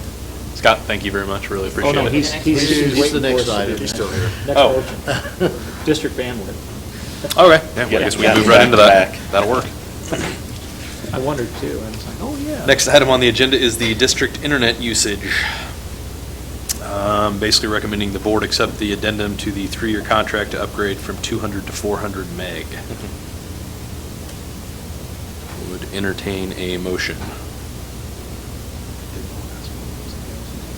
I'll move to accept the addendum to increase speeds from 200 to 400. Okay. Been moved by Board Member Fox, I'll second the motion. seconded by Board Member Adams. We'll open it up for discussion.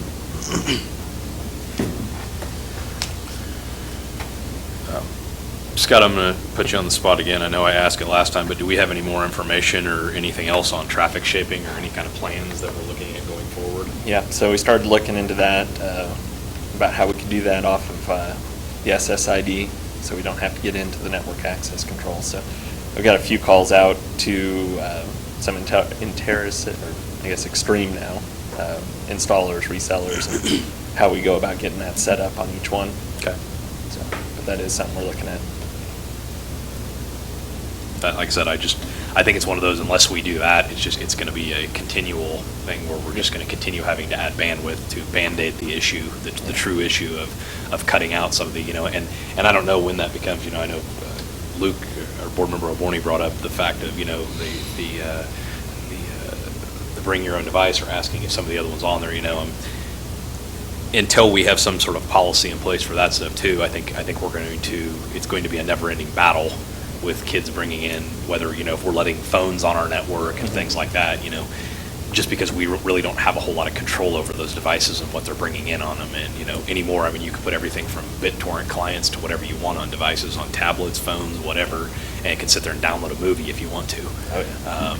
So that's the only reason I say is I really want to see us look as far as, or at least have some plans going forward with the traffic shaping, and even possibly looking into some sort of a policy or whatever that says for personal devices, if we're going to allow them on the network, then, we have to follow certain things or whatever the case may be. Just very similar to a lot of the places you see, whether it's a business or whatever, of letting employees on their business network with personal devices and stuff like that. You know, I've seen too many of them where all of a sudden a personal device they bring on the network, and you know, as much as people don't want to see it, I mean, you're starting to see malware and things like that on phones and tablets when that was thought that was unheard of a couple of years ago.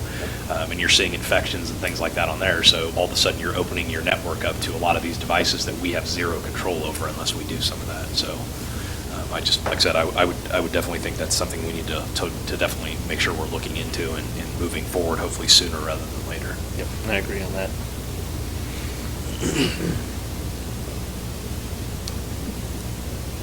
Any further discussion?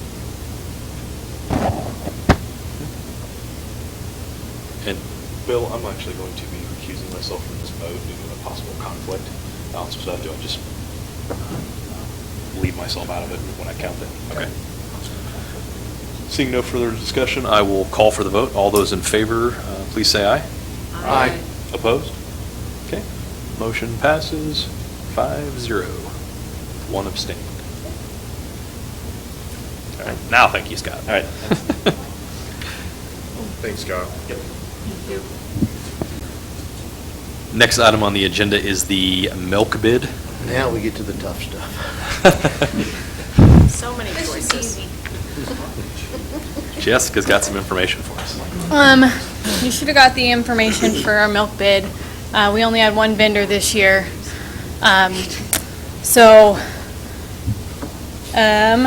Yeah. Highland was the only one that we got. That's really about our only option. The price hasn't gone up. Actually, it's about a cent less than it was at this time last year, so that's exciting. But, so yeah, I guess I'm asking to approve the milk bid for. Entertain a motion so we can open it up for discussion. I'd make a motion to approve the bid from Highland Dairy. Okay. Been moved by Board Member Waddell, Second. seconded by Board Member Rankin. Open it up for discussion. What, give me the ins and outs. I mean, why just the one bid?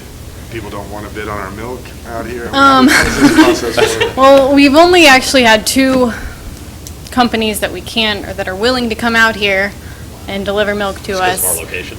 Yeah, basically. Or they can provide, I mean, there are smaller dairies, you know, but they can't provide the quantity that we need in the amount, you know. So, or all of the sour cream and all the other dairy stuff that we get from them. The other vendor chose to them, actually, they chose not to bid this year because they can't meet our delivery requirements because of, we only have so much room for milk coolers, and particularly our elementary schools where the gym is also cafeteria, you know, you all know that situation. So we don't have the storage for them to only come 1 or 2 times a week, that other company, so they chose not to bid. Highland will come 3 times a week, which is what we need, so.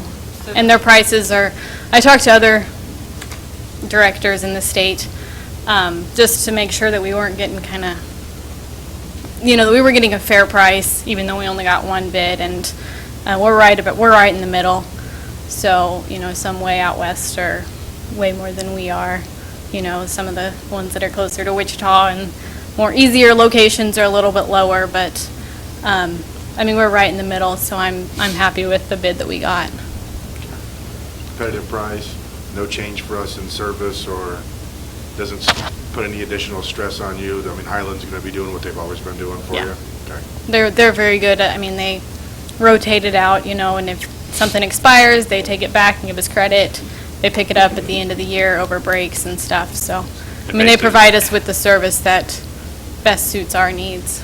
And this is basically the same price as last year, you said too as well, correct? Yeah. So when we have the opportunity to correct our gyms and cafeterias and all of that, it would If there's alleviate some of the stress on opening up that bidding. We would probably get more bids if we were able to carry more milk in some of our smaller schools. Purchase more cooler space. So, I mean, I don't know if they'd be better prices. I Yeah. can't predict the future, but, you know, that was why we only got the one this year. Another bullet point for positives there, so. Yes, we need to separate the gyms and the cafeterias. Thank you, Jessica. Thank you, Jessica. Any further discussion? Seeing none, I'll call for the vote. All those in favor, please say aye. Aye. Opposed? Motion passes 6-0. Thanks again, Jessica. Okay, next item on the agenda is health insurance. Tracy had, well, go ahead, Lance. Oh, I was going to say, I'm just pulling up my, the other sheet here that had the information on it here. Maybe.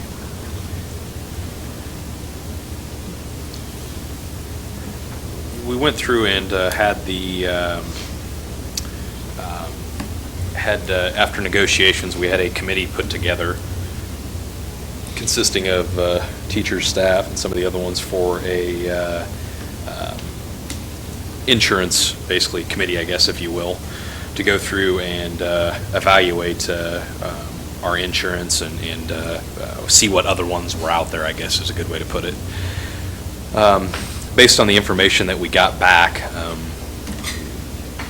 unfortunately, they only really visited with the current insurance provider that the district has, which is Blue Cross and Blue Shield, and that really didn't give us any additional information on the other packages that are out there or other providers that are out there and available.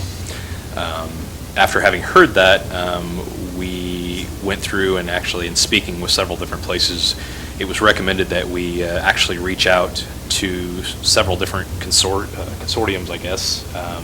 And one of them was actually Greenbush, that we actually had the presentation on here a couple of weeks ago. And then ESDAC, is that correct, Bill? ESDAC? Yeah. ESDAC, I believe, was the other one. But we went through on several of those just to kind of reach out and try to get some ideas back from them. Obviously, just because we don't have the ability to go out with not having the claims for our current years or even in years past, it's hard for us to go out on our own. The other thought, is the fact that we're really looking at between 15 and 52,000 for a consultant to go out and do this. In doing that, Tracy made some calls, and we got some very positive information back on these between ESDAC and Greenbush. Both of them actually end up being I'm going to see if that ended up changing on the other one. I believe we're a cost savings over what the current one we have.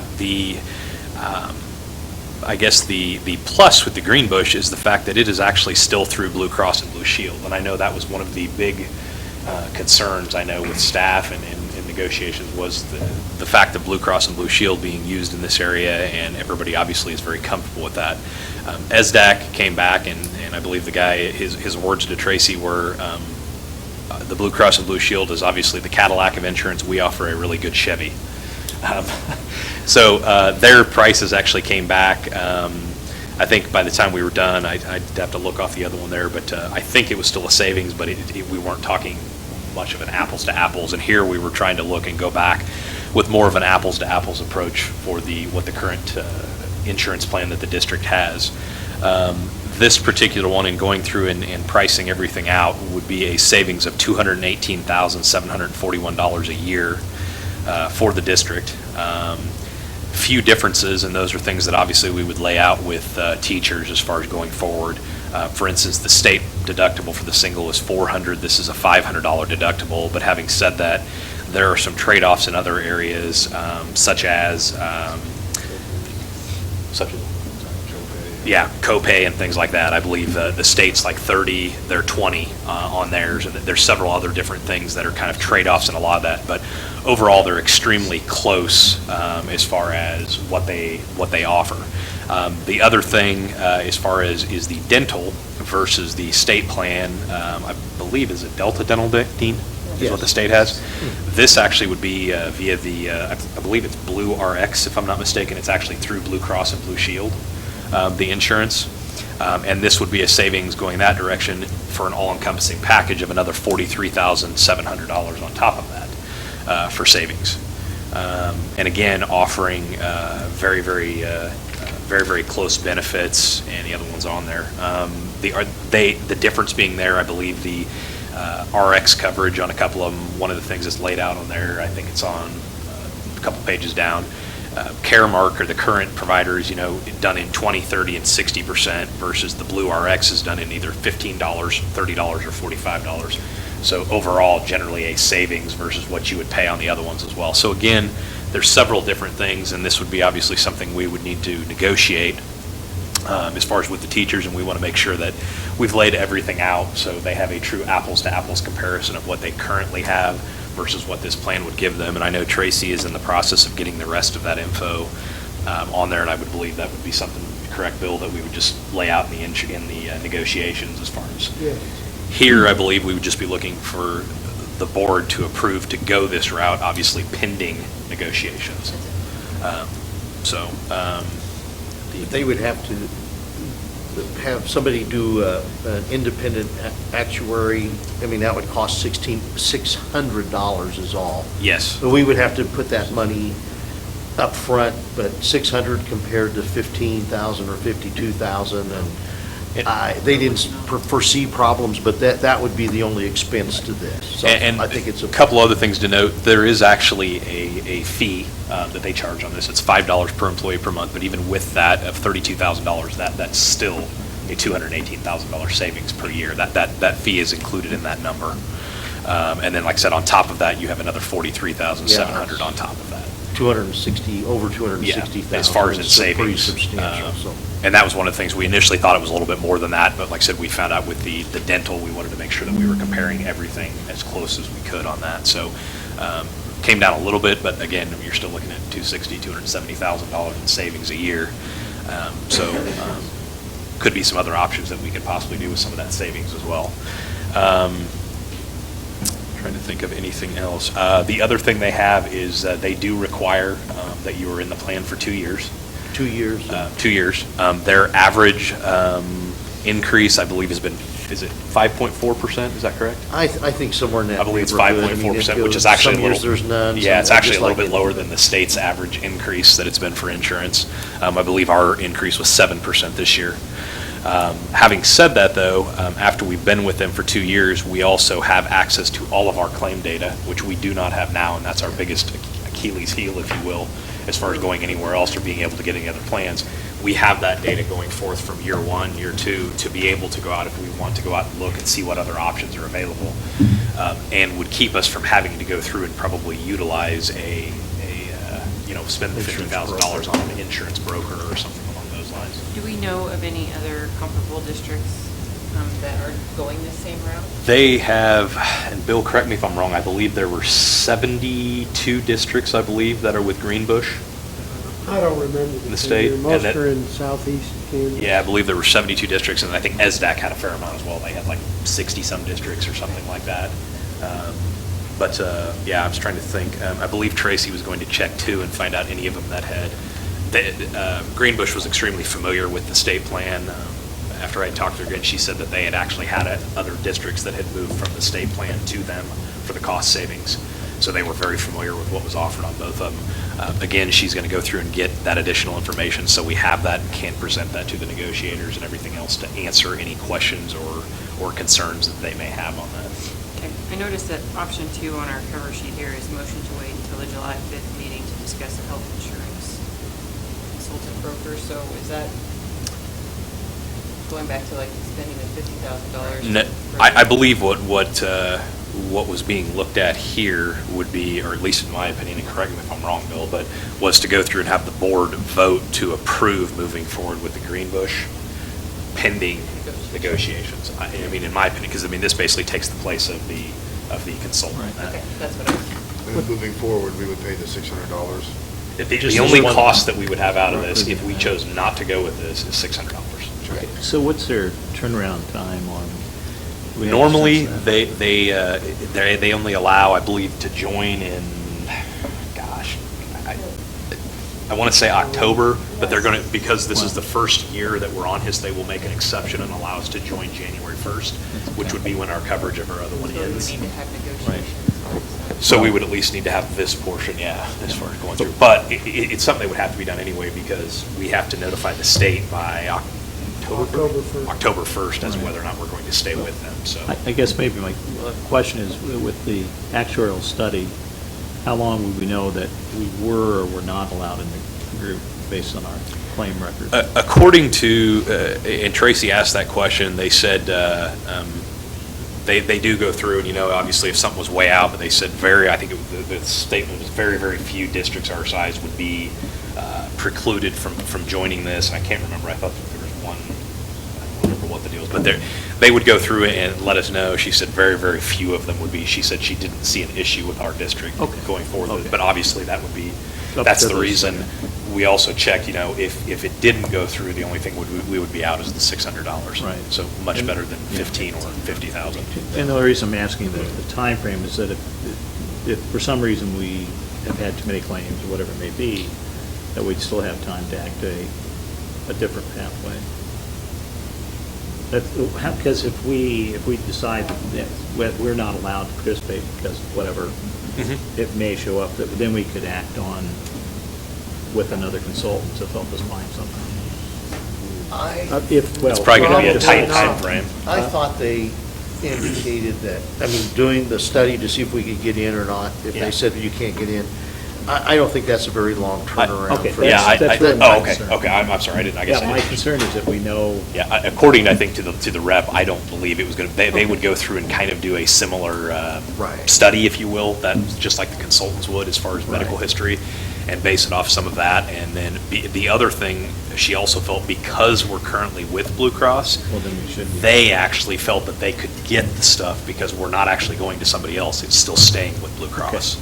So I think that also plays in our favor, according to them. So it's possible we could know something by the 5th of July, or? That's how I read Tracy's notes, because she Yeah. put some notes, and she just Okay, talked about that's- Greenbush's plan, and yes, That's where. we need to approve this so that they can start as soon as possible if we want to go with Greenbush, because then they gather our claims history, and the step is accepted, she has it there, is you have to be within 15% of the rest of the district's in claim costs, and then approved. But she's saying, that's what she's recommending, do this, start ASAP, because then if you want to, at a later date, decide to go to the broker, it can decide to July. Okay, 5th. that's So really the I'm question. reading it as. What we're asking is, Yes. say, go ahead with this, the $600, Yes, and that's tell the only Tracy cost. tomorrow, proceed, have them get the information, and, yeah. Okay, that's all I wanted to check. Yeah, I think that's, I'm reading that. And like I said, the biggest thing on looking, like I said, I thought it was awesome information to finally actually get some good information about that. But the biggest thing was wanting to, in my opinion, was making sure that this was a true apples to apples comparison, because I want to make sure we're upfront and honest when we're negotiating with them, so they can see and everything's laid out in front of them, so they know exactly what this plan offers versus what this plan offers. And like I said, at the end of the day, it also saves us a fair amount of capital. So. Right. Okay. Did we make the motion? I would We make didn't the- make the motion. I would make the motion then that we move to join the Kansas School Benefits Group Trust, administered by Greenbush Health, contingent upon benefit negotiations with the HNEA. Okay, been moved by Board Member Waddell and seconded by Board Member Fox. Any further discussion, even though we had all of it already? Well, I had one. It's kind of on that first sheet, I guess, midway through there, and I kind of looked at their website, and again, this is not my realm of knowledge. Participating employers shall provide at least $10,000 life insurance for all eligible employees? Yes, we already do that. We do that. Okay. Yes. So basically, this would just replace what we're already doing? Exactly, yeah. Tremendous. Is ours more than 10,000? Tremendous. Yeah, actually, I think she said ours is more than 10,000, Yeah, so so that was the minimum piece you could would be- require, yeah. That's perfect. I wasn't aware of that, and I just wanted to make sure there wasn't any additional cost, so. And the only other thing would be open on this would be currently, we pay 100% of the single deal. The state requires you to pay 95%. We actually pay 100. Going to a different plan, and I'm not by any means saying that you also, you could go through down the line, and that can be negotiated as well. But the biggest reason for looking at this is we're looking at a $270,000 savings on this, and if we can keep a very, very similar plan to what we have, it's still Blue Cross and Blue Shield. In my opinion, it's a win-win for everybody. Sure. So. Any further discussion? Seeing none, I'll call for the vote. All those in favor, please say aye. Aye. Opposed? Motion passes 6-0. Next item on the agenda is handbook revisions for the 2016-17 school year. We had those at the work session reviewed and we're ready for your approval. I would That's move- classified and administrative. The other ones will come later, student ones. I move that we approve the handbook revisions for the 2016-2017 school year. Been moved by Board Member Waddell, Second? seconded by Board Member Adams. Any further discussion? Well, I need to change it. I move that we approve the handbook revisions for the 2016-2017 school year as it applies to the administrative and classified handbooks. Oh. I probably need to be specific there. Yeah, and I'll still second it. Okay, been moved and seconded. Any further discussion? Seeing none, I'll call for the vote. All those in favor, please say aye. Aye. Opposed? Motion passes 6-0. Next item on the agenda is the ELA curriculum materials. And I believe this was for the library stuff within the classrooms that Yeah, they... the classroom libraries for K-5, so we did get the official quote. So we would use Title I and the textbook material funds to purchase the reading and writing classroom libraries. The attachment, I struck through the home and school.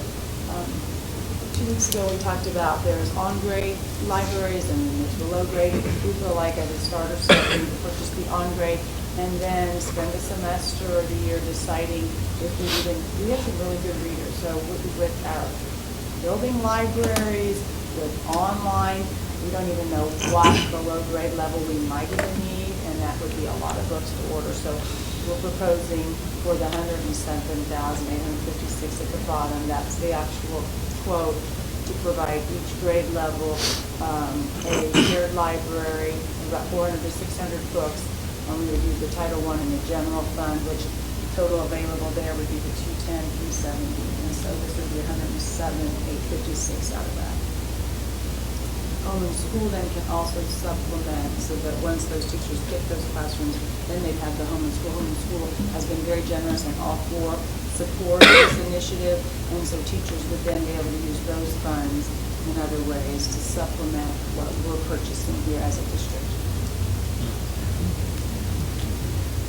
And that was for 24 grade levels, is that right? Right.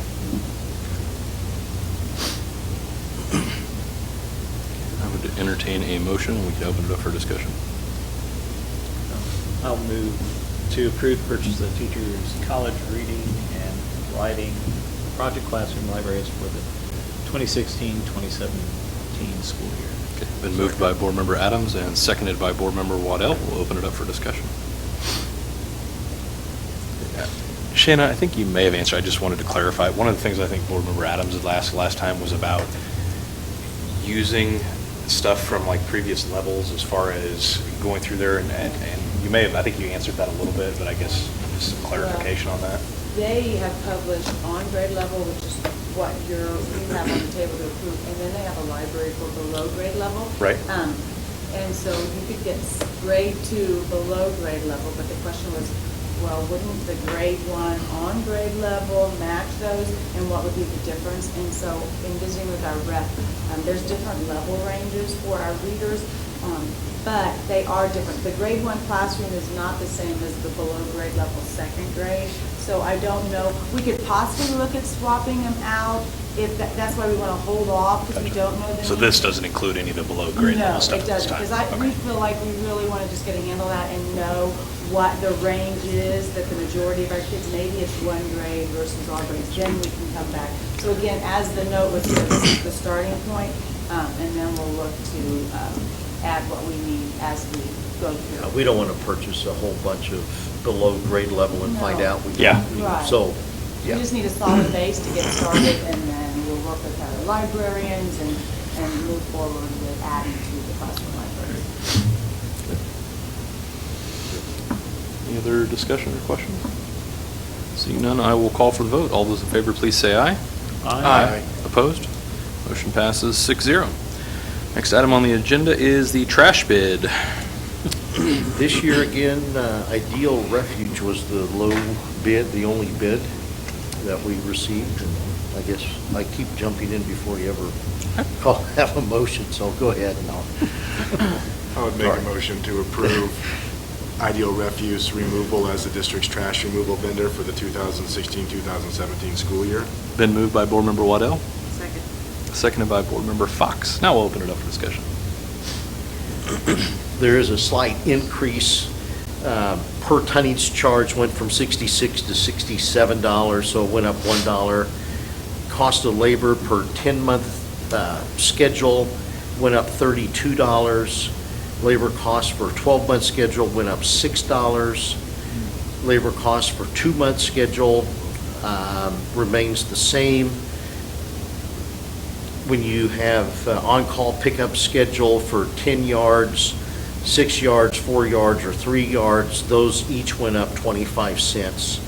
And then the recycle fee stayed the same at $400. So they last year had really cut us a big break. We were in the financial issues that we had, and again, this is a very reasonable price, and they do an excellent job. Anything we ask, they are right there. So. Very good. Any further discussion? Dean, it does include recycling though? Yeah. Yes. Okay. $400 per month. No, I was just looking at their bid. Oh.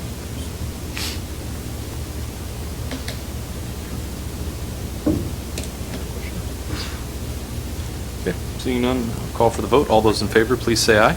Aye. Opposed? Motion passes 6-0. Next item is discussion by board members and agenda requests. We have the bond issue portion on there, and obviously we're still moving forward, trying to get information out. I know surveys have been sent out to staff, and we'll be reviewing those with the committee and some of the other stuff, and that we can come back to the board, I believe, and show what we've seen on those, and continue moving forward with some of that. Think of anything else on that? I think at this time, that's all we have on it. Was there anything else we had on that, Sarah? No, we should have an update by July 5th. Okay. Discussion or agenda requests? Very good. Dean, do we have anything for an exec session? No, I do not. Just for old time's sake? Are you kidding? You want to go spend 45 minutes? You sure? Just one last one? This is your chance to push Yeah. your record. I'm telling you. Yeah, no. Okay. None. Meeting is adjourned. All right. Sorry. No. I know. There's something wrong with that.